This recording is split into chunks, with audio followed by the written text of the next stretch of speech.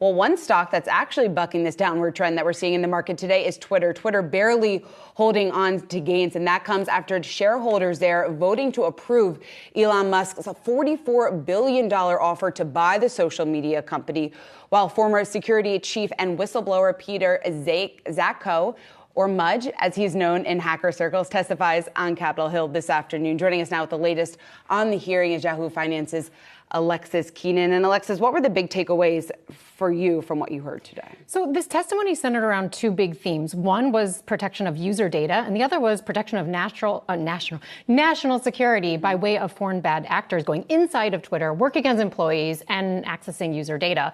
So not so much touching on those bot issues that we've talked so much about that are at the heart of some of Elon Musk's claim to try to get out of that $44 billion merger.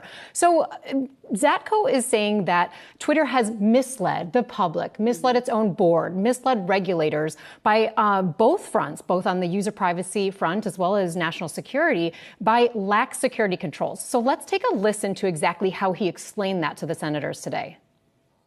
First, they don't know what data they have, where it lives, or where it came from, and so, unsurprisingly, they can't protect it. And this leads to the second problem, which is the employees then have to have too much access to too much data and to too many systems. It's not far-fetched to say that an employee inside the company could take over the accounts of all of the senators in this room.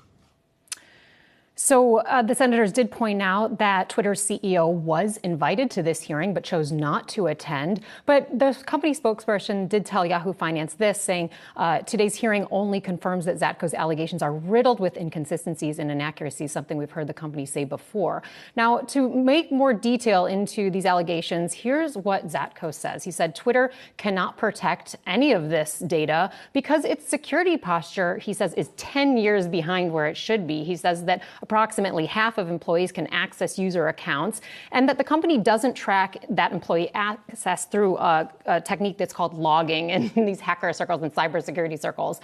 He says that the testing for its security software is done in real time, and that is a no-no in the industry. It's not industry standard, so not a good reflection there on Twitter.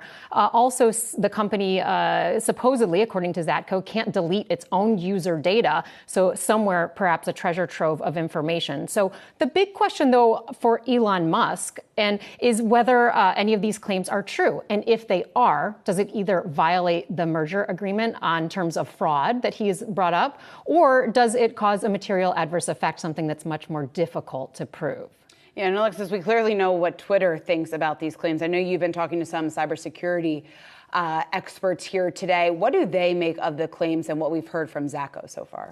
So what I'm hearing is that the claim that approximately 50% of Twitter's employees have access to user account data, that is a tremendous problem if it's true. One cybersecurity expert described it as, quote, beyond the pale, saying that more industry standard would be about 5%, give or take, depending on the type of company that's handling the data.